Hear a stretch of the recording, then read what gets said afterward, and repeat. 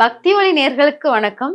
இப்ப துலா ராசியை பத்தி நம்ம பார்க்க போறோம். துலா ராசிக்காரங்கள் தராசு பிடிச்சுக்கிட்டே தான் இருப்பாங்க. வியாபார நோக்கம் உடையவர்கள். எதை எடுத்தாலும் இந்த லட்சுமியை பத்திய தாட் அதிகமாக இருக்கும். எல்லாமே இரட்டைத்தன்மையாக இதுவா அதுவா அப்படி சொல்லிட்டு நிவர்த்தி பண்ணுவாங்க. சமநிலைப்படுத்தக்கூடியவர்களாக இருக்கிறாங்க. எல்லாம் ஓகே. ஆனா நட்பு விஷயத்தில் கவனம் அப்படிங்கிறது. நட்பு விஷயத்தில் கவனம்னா நண்பர்களை வீட்டுக்கு கூட்டிட்டு வர வழக்கம் வச்சுக்காதீங்க. உங்களோட வெளியில அப்படியே வந்தியா பாத்தியா அப்படியே போயிருங்க அப்படிங்கிற மாதிரி எடுத்துக்கோங்க. எந்த நண்பர்களும் உங்க வீட்டுக்குள்ள வந்துட்டாங்கன்னா உங்களுக்கு உங்களுக்கு வந்து நண்பர்கள் நல்ல விதமாக செயல்பட மாட்டாங்க. அதனால துலாம் ராசிக்காரங்கள் நண்பர்கள் விஷயத்தில் ரொம்ப கவனமாக இருங்க. அதே போல துலாம் ராசிக்காரர்கள் பாத்தீங்கன்னா நண்பர்கள் வந்து பொதுவாக நல்ல ஆன்மீக பற்றுடையவர்களாக இருப்பார்கள். இல்லாட்டா மற்றவங்களுக்கு சொல்லிக் கொடுக்கிற தன்மையாக இருப்பாங்க. மற்றவங்களுக்கு அறிவுரை கூறும் தன்மையில் உடையவர்களாக இருப்பாங்க. அவங்க வந்து உங்களுக்கு நல்ல நண்பர்களாக வருவார்கள். ஆனால் அந்த நண்பர்களை எந்த இடத்தில் வைக்கணுமோ அந்த இடத்துல வச்சுட்டு நீங்க பேசிட்டு போங்க. வீட்டுக்குள் வர வைத்து அதை எக்ஸ்ட்ரா நீங்க ஆக்டிவேட் பண்ணும்போது வீட்டுக்குள் நிறைய குழப்பங்கள் பிரச்சனைகள் உருவாகும் அப்படிங்கிறத எடுத்துக்கோங்க. துலா ராசிக்காரர்கள் வந்து பேசும்போது எல்லாத்தையுமே என்னன்னா ஒரு நஞ்சை கலந்தாப்புல ஒரு பேச்சு. எல்லாரும் வந்து பாம்புனா நேரடியா கொத்திரும். ஆனா தேள் வந்து அப்படி பின்னால வந்து கொத்தும். அந்த மாதிரி உங்க பேச்சு, குடும்ப விஷயம் எல்லாமே குடும்ப விஷயத்தில் எதை எடுத்தாலும் பிரச்சனையாக உருவாக்கிட்டே இருப்பீங்க. இது பிரச்சனை, அது பிரச்சனை சொல்லிட்டு எதை எடுத்தாலும் பிரச்சனையை உருவாக்கிட்டே இருப்பீங்க. அதனால துலா ராசிக்காரர்கள் கொஞ்சம் கவனமாக ஒவ்வொரு விஷயத்தையும் கவனமாக எடுத்துக்கோங்க அப்படிங்கிறது. அதே மாதிரி துலாம் ராசிக்காரர்கள் வந்து திருமண வாழ்க்கை விஷயத்திலும் கணவன் மனைவி வாழ்க்கை விஷயத்திலும் ஒரு ஈர்ப்பு இருக்கும். கணவன் மேல் மனைவியும் மனைவி மேல் கணவன் எவ்வளவு சண்டைகள் பிரச்சனைகள் வந்தாலும் 2 பேர் விட்டு கொடுக்க மாட்டீங்க. அந்த கணவனையும் மனைவியும் இருக்க ஐக்கியப்படுத்திக் கொள்வீர்கள் அப்படிங்கிற மாதிரி எடுத்துக்கோங்க. ஏன்னா நியாய கணக்கு கரெக்டா எடுப்பீங்க. ஆனா கணவன் மனைவி விஷயத்தில் நியாய கணக்கு எடுக்கிறத விட பற்றுதான் ஈர்ப்பாக இருக்கும். மற்றவங்களுக்கெல்லாம் நியாயத்தை பார்ப்பீங்க. ஆனா கணவனோ அல்லது மனைவியோ நியாயத்தை பார்க்க மாட்டீங்க. என் மேல பாசம் வைங்கன்னா பாசம் வைக்கணும். அந்த மாதிரி ஒரு தன்னுடைய ரூல்ஸை வந்து அங்க அப்ளை பண்ணிக்கிட்டே இருப்பீங்க அப்படிங்கிறது. பேச்சில் அவமானத்தை உருவாக்கக்கூடியவராக இருப்பாங்க. பேசியே அவமானப்படுத்துவாங்க. இல்லாட்டா பேச்சால் அவமானப்படுவார்கள் அப்படிங்கிறத எடுத்துக்கலாம். ஆனா துலாம் ராசிக்காரர்கள் ஒவ்வொரு விஷயத்தை பேசும்போது கவனமாக பேசுங்க அப்படிங்கிறது. தாயுடைய இது வந்து முழுமையான ஒரு அன்பு கிடைக்காமல் போராடுற தன்மையாக இருக்கும். தாயை வந்து தாய்கிட்ட வந்து பாசத்தை எதிர்பார்த்து தோத்து போறவங்களா இருப்பாங்க. இல்லாட்டா தாய்க்கு வந்து மனிதாபிமானம் இல்லாமல் இருக்கிற மாதிரி இருப்பாங்க. இல்லாட்டா ஒரு குழப்ப நிலையான ஒரு தாயாக இருப்பாங்க. தாய் இருக்கிற இடத்துல ஒரு சிறு சண்டையாச்சும் உருவாகிரும் அப்படிங்கிற மாதிரி இருக்கும். அதனால தாய் விஷயத்தை கொஞ்சம் அந்த ஒரு ஒரு அந்யோன்யம் இல்லாததுனால கொஞ்சம் அந்த பாசத்துக்காக ஏங்கக்கூடிய ஒரு ஒரு மனுஷங்களாக நீங்க இருப்பீங்க அப்படிங்கிறத எடுத்துக்கலாம். துலாம் ராசிக்காரர்கள் குறுக்கு தெரு, அதாவது குறுக்கு தெரு கோயில் அப்படிம்பாங்க திருநெல்வேலியில். அது வந்து ரொம்ப அற்புதமான கோயில். அந்த அற்புதம் வந்து இன்னும் வரைக்கும் இந்த உலகத்தில் யாருக்கும் தெரியாத மாதிரியே தான் இருக்குது. 24 ஹோல்ஸ் இருக்கும் அந்த குறுக்கு தெரு கோயில்ல. 24 ஓட்டை வழியாக சூரிய ஒளி வரும். அந்த சூரிய ஒளி வர்ற இடம் வந்து பாத்தீங்கன்னா அந்த டியூப்லைட் போட்ட மாதிரி அப்படி பிரகாசமாக இருக்கும். அந்த சூரிய ஒளி தரையில் விழுவது டைரக்டாக விழாது. அது இந்த சுவத்தில் பட்டு அந்த ஒளியினுடைய பிரகாசம் தான் தரையில படும்.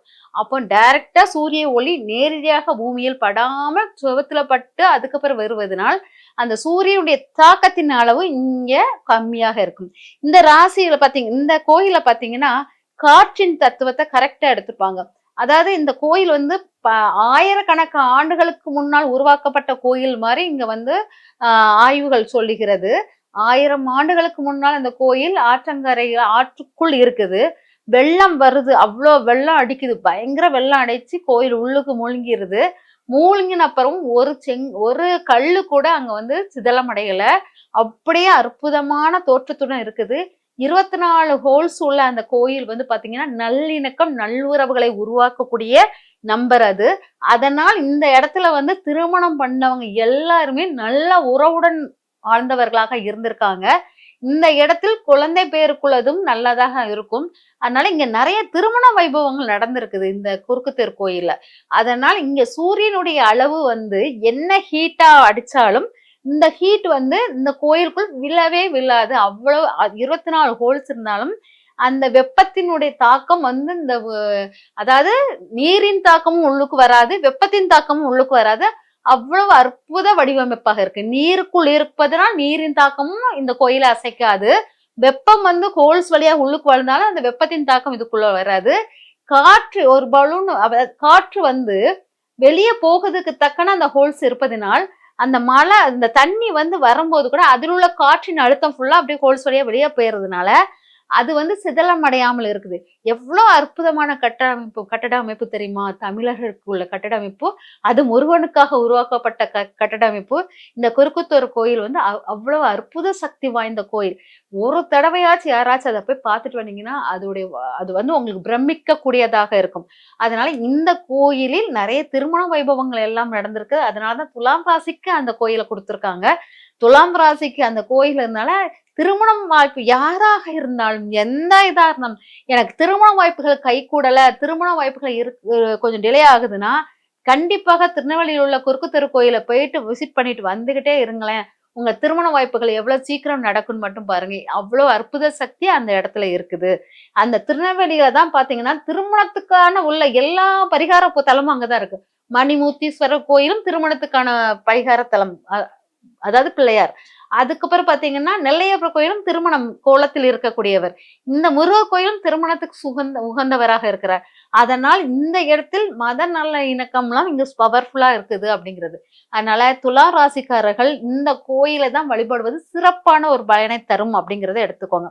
துலா ராசிக்காரர்களுக்கு வருமானம் தரக்கூடிய கோயில் அப்படின்னு சொன்னீங்கன்னா திருப்போரூர் கந்தகசாமி கோயிலை வருமானம் தரக்கூடிய கோயிலாக எடுத்துக்கோங்க. நட்பு வட்டத்தில் சரியாக அமையணும்னா தாராசுரத்தில் உள்ள ஐராவத கோயிலாக எடுத்துக்கோங்க. அதுக்கப்புறம் பாத்தீங்கன்னா உங்களுடைய வேலை வாய்ப்புகள் விஷயத்தில் நல்லா வரணும்னா திருச்செந்தூர் கோயில்களை எடுத்துக்கோங்க. வேலையில் உயர் பதவி அதெல்லாம் வரணும்னா திருச்செந்தூர் கோயிலை எடுத்துக்கோங்க. அதுக்கப்புறம் கடன் சார்ந்த பிரச்சனைகள் உங்களுக்கு நீங்கணும் அப்படின்னா தோரணமலை கோயிலை எடுத்துக்கோங்க. அகஸ்தியர் வழிபட்ட தோரணமலை முருகர் கோயில், எல்லாமே முருகர் கோயில் தாங்க. அந்த முருகர் கோயிலை வழிபாடு எடுத்துக்கோங்க. அதுக்கப்புறம் தூக்கம் சரியாக வரணும் அப்படின்னா பழமுதிர்ச்சோலை முருகர் கோயில உள்ள விபூதியை வாங்கி நெற்றில் பூசி கொண்டு தூங்குனீங்கன்னா மிக அற்புத சக்தியாக மாறும். இந்த மாதிரி சிறப்பு வாய்ந்த கோயில்களை நம்ம சுற்றி முருகர் கோயில் இருக்குது. ஒவ்வொரு கோயிலும் ஒவ்வொரு காரணத்துக்காக உருவாக்கப்பட்டது. அது நம்ம அறியாமலே இவ்வளவு நாள் வாழ்ந்திருக்கோம். இதெல்லாம் போய் ஆக்டிவேட் பண்ணி பாருங்க. அற்புத சக்திகள் உங்களை வந்து அடையும். இறைவனுடைய பரிபூர்ண அருளும் கிடைக்கும். நன்றி, வணக்கம்.